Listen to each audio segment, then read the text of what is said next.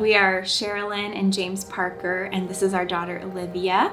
And then we're also expecting a son on the way, so this is our family. And we've been serving with the Navigators on different college campuses in Florida for a couple years, and then at the University of Virginia for a couple years.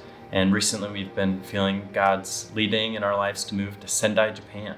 So we'll be moving hopefully pretty soon, and we'll be there for at least 3 years, and we're hoping to serve longer after that. During my sophomore year of college, the previous summer I'd been to a summer training program and had a really great experience. So I knew I wanted to do something meaningful with my summer.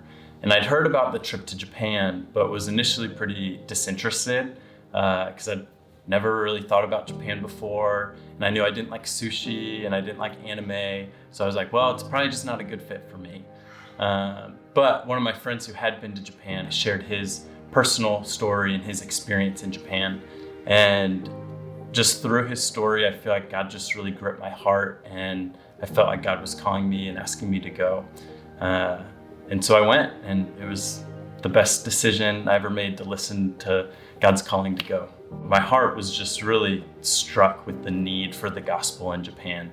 I came back to Florida and was at the University of Florida and was surrounded by believers everywhere I went, whether that was at church or at Navigator events, and just the huge need for the gospel in Japan really struck me. And then a couple years later, I got to go back as a student for another 7-week trip. And then a couple years after that, after we'd been married, we got to lead a trip to Japan in 2018 for another 6 or 7 weeks.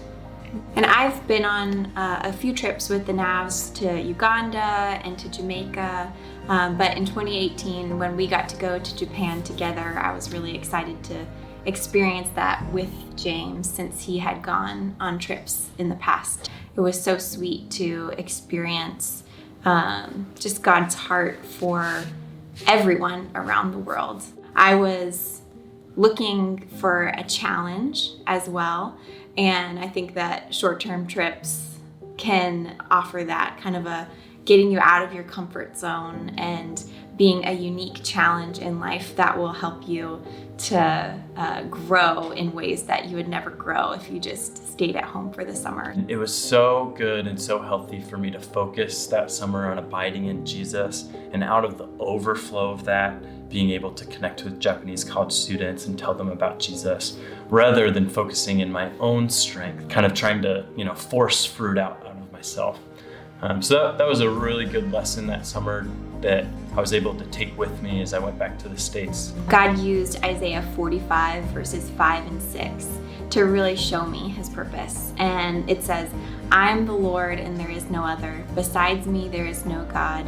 I will equip you, though you do not know me, so that people may know from the rising of the sun and from the west that I am the Lord and there is no other. Besides me there is no God." It just really made it clear that God cares about all people everywhere, and he wants all people to know who he is, the one true God. After graduating college, you might not ever get an experience again to spend 4 to 7 weeks overseas.